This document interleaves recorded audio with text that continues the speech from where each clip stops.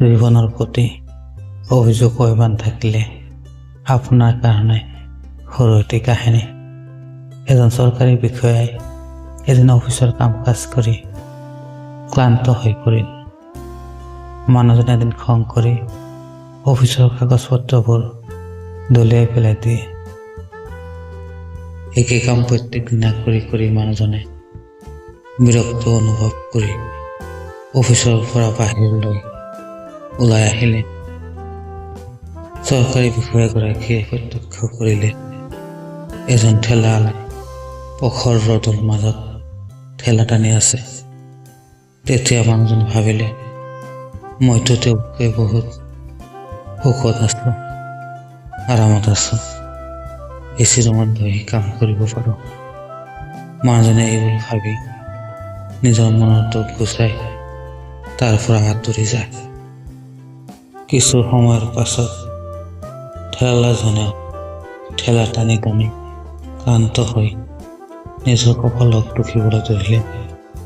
মোৰ যে কি ভাগ্য, এমুঠি আহাৰৰ কাৰণে এই প্ৰখৰ ৰ'দৰ মাজত ঠেলা টানিবলগীয়া হৈছে। ঠেলাজনে এনেকৈ ভাবি থাকোঁতে হঠাৎ ঠেলাজনে দেখিলে যে এজন অন্ধ লোক ৰাস্তা পাৰ হৈ আছে। ঠেলাজনে তেতিয়া ভাবিলে, মইতো তথাপি এই সুন্দৰ পৃথিৱীখনৰ সৌন্দৰ্য উপভোগ কৰিব পাৰিছোঁ, এই সুন্দৰ পৃথিৱীখন দেখিব পাৰিছোঁ। কিন্তু এই অন্ধ লোকজনে এই পৃথিৱীখন কেনেকুৱা তাক দেখিবই নোৱাৰিলে। এই বুলি ভাবি ঠেলাজন তাৰ পৰা আঁতৰি যায়। তেতিয়া অন্ধ লোকজনে আক্ষেপ কৰি ঈশ্বৰক উদ্দেশ্য কৰি ক'বলৈ ধৰিলে, হে ভগৱান, মই কি পাপ কৰিলোঁ, তুমি মোক এই পৃথিৱীত অন্ধ কৰি পঠিয়াইছা। এই পৃথিৱীখন কেনেকুৱা মই দেখিব নোৱাৰিলোঁ।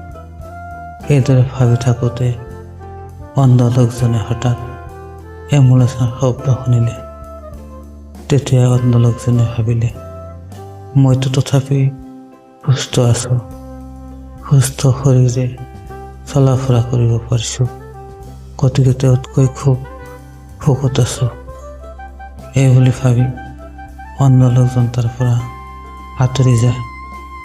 এম্বুলেঞ্চত থকা ৰোগীজনেও এনেদৰে ভাবি আছে, মোৰ গাত যিটো ৰোগে দেখা দিছে, সেই ৰোগৰ পৰা মই পৰিত্ৰাণ পাম নে নাই মই নাজানো, না মোৰ মৃত্যু হয় সেইটো মই ক'ব নোৱাৰোঁ। এনেদৰে ভাবি আছে আৰু ঈশ্বৰৰ ওচৰত প্ৰাৰ্থনা কৰি আছে। এনেদৰে ভাবি থাকোঁতেই এম্বুলেঞ্চখন ৰোগীগৰাকীক লৈ চিকিৎসালয়ৰ সন্মুখত উপস্থিত হ'ল। তেতিয়া ৰোগীজনে দেখিলে যে এজন মৃত মানুহ বাহিৰলৈ ওলাই দি আছে। তেতিয়া সেই ৰোগীজনে আচৰিত হৈ পৰিল, মইতো তথাপি জীয়াই আছোঁ, এই মানুহজন যে এই সুন্দৰ পৃথিৱীখন এৰি গুচি গ'ল। এনেদৰে দুখ প্ৰকাশ কৰি ৰোগীজনে চিকিৎসালয়ত ভৰ্তি হ'ল। এই কাহিনীটোৰ পৰা আমি এইটোৱে ক'ব পাৰোঁ যে আপোনাৰ যি আছে, আপুনি যি অৱস্থানত আছে, সেয়া আপুনি উপভোগ কৰিবলৈ শিকক। আপোনাৰ কৰ্ম আপুনি চেষ্টা বুলি ভাবক। এদিন দেখিব আপুনি জীয়াই থকা প্ৰেৰণা পাব। ইমান সময় কষ্ট কৰি ভিডিঅ'টো দেখাৰ কাৰণে আপোনাক ধন্যবাদ জনাইছোঁ।